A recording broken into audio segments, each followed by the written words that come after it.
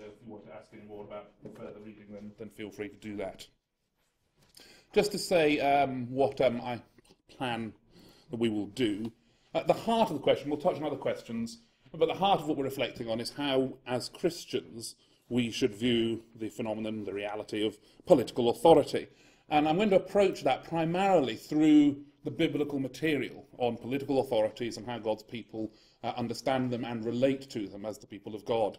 And so that's where we're going to spend most of our time, for various reasons, partly because it's material that hopefully to some extent you will have some familiarity with as Christians, also because I think that the biblical material is what should shape our Christian understanding, our discipleship and our mission today. And so what I'm going to do is go through the biblical material, highlighting some key issues for developing a Christian perspective and proposing a framework for interpreting the biblical witness. And as I say, that will take us through certainly through until the lunch break, and probably we will finish off sort of the end of the New Testament. That's roughly where I hope we might be.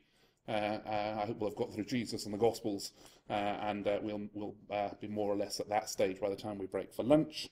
Then, after lunch, we'll also explore a few elements of the Christian tradition. Again, it's quite a task to try and cover the whole of the Scriptures, to try and cover 2,000 years of Christian discussion about political authority is just not going to be possible. But just to flag some of the different elements of the ways in which the Christian tradition has understood the role of the Christian church, Christian leaders in relation to wider society and its leaders, and conclude by drawing together some key Christian principles of political authority coming out of the biblical and the traditional material, and taking 4 of the headings that come from an article in here by David McElroy on the role of government in classical Christian political thought.